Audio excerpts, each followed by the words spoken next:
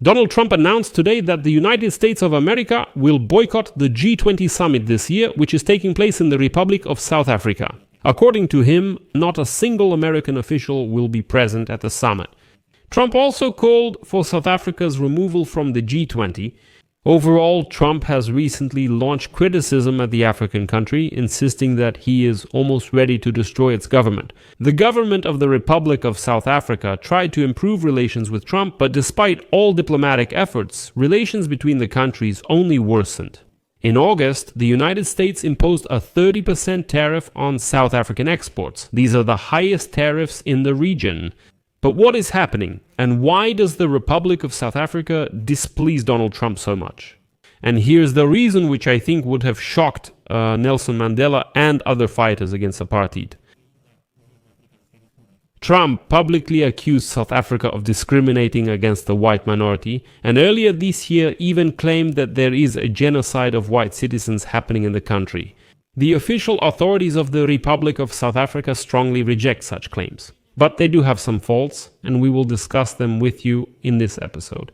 That's why Trump urged the Afrikaners to urgently leave these lands or fight for their rights.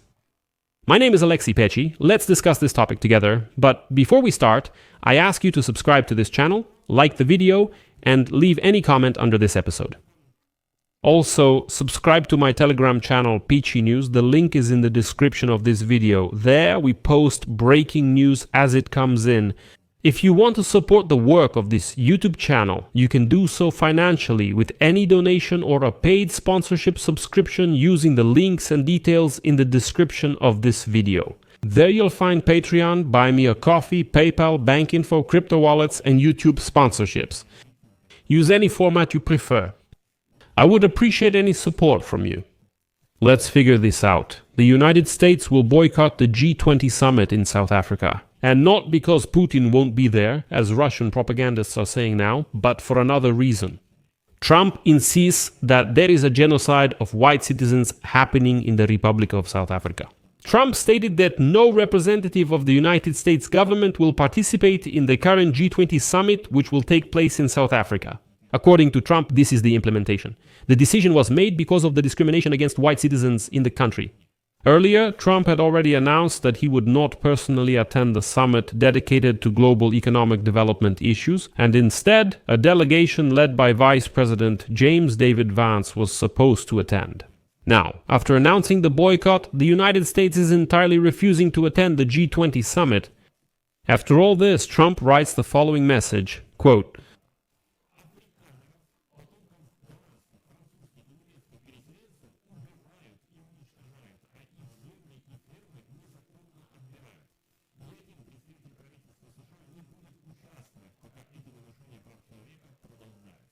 Trump has repeatedly accused South Africa of discriminating against the white minority and claimed earlier this year that a genocide of white citizens is occurring there.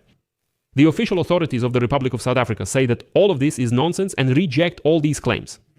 And for example, the President of the Republic of South Africa, Cyril Ramaphosa, responded to Trump's words as follows, quote, "And these Afrikaners, did they tell you exactly where this is happening, Mr. President? Because I personally have never seen anything like that." This angered Trump, leading the United States administration to prioritize Afrikaner refugees. Now, for them, it's essentially a green light to move to the United States.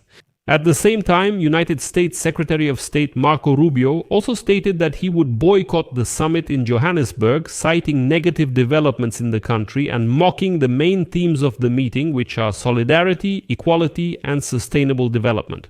Let me briefly explain so everyone understands. Afrikaners are an ethnic group in South Africa, descendants of European colonists from the 17th and 18th centuries, mainly Dutch, German, and French. And the majority of these Afrikaners live in the Republic of South Africa and Namibia, where they make up a significant portion of the white population. And most importantly, what you need to remember for now is this, because we will come back to it later. Afrikaners have traditionally been engaged in agriculture and livestock farming. This is very important. Agriculture and livestock farming are what Afrikaners do. Let's keep that in mind for now. Moving on. Trump recently stated that South Africa should not remain in the G20. It needs to be urgently excluded from the ranks of the richest. Quote, South Africa shouldn't be among these G at all. What's happening there is terrible. I'm not going to represent our country at this summit. South Africa shouldn't be there. In response, the South African government refused to give official comments, but reminded that last week it had already sharply criticized the United States' decision to give refugee status priority to white Afrikaners. The authorities of the Republic of South Africa emphasized that claims of white genocide have no evidence and have long been disproven. But here, let's say the situation is ambiguous. If you look at the numbers, the official crime statistics in the Republic of South Africa do not indicate an increase in violence against whites compared to other racial groups. But it's not that simple. The current slogan of South Africa's G20 presidency is Solidarity, Equality and Sustainable Development. Crispin Fury, a South African Foreign Ministry representative, commented on it. Quote,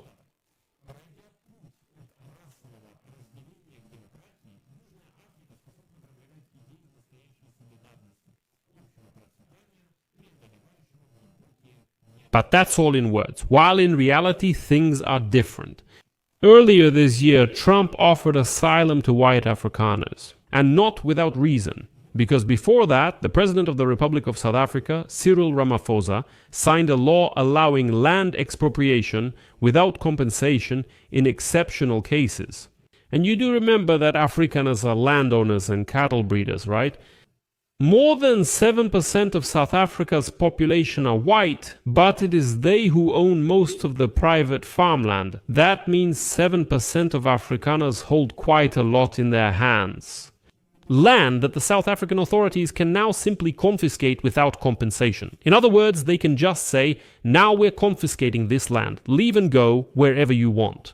In May, Cyril Ramaphosa visited the White House in Belarus with a large delegation, which, by the way, included white members of his coalition government and even well-known South African golfers. Well, trying somehow to ease the tension, but the meeting in the Oval Office turned into a scandal. At that time, Trump stated that white farmers in South Africa were being persecuted and killed, citing, unconfirmed data that had been repeatedly refuted before.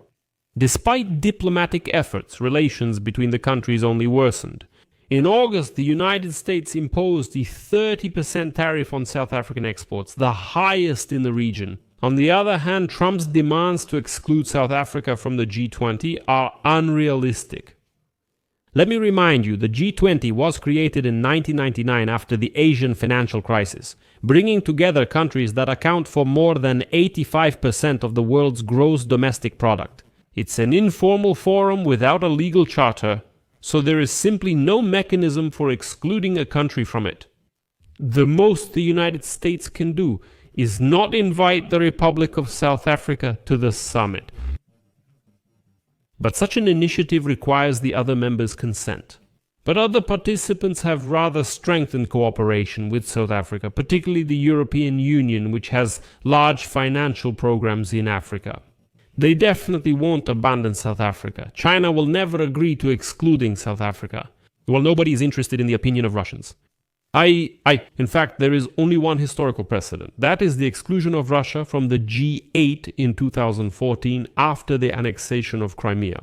But Moscow was not excluded from the G20, even after the full-scale invasion of Ukraine in 2022. The participants never reached a consensus then, so excluding South Africa from the G20 will also go nowhere. But now do you understand why Trump is so upset with the Republic of South Africa and why he plans to boycott the G20 summit? So I'll leave it at that for now. Share your opinions and conclusions in the comments below this episode, subscribe to the channel, hit the bell, and don't forget to like. That's all, take care, goodbye. Subtitles by Dima Torzok.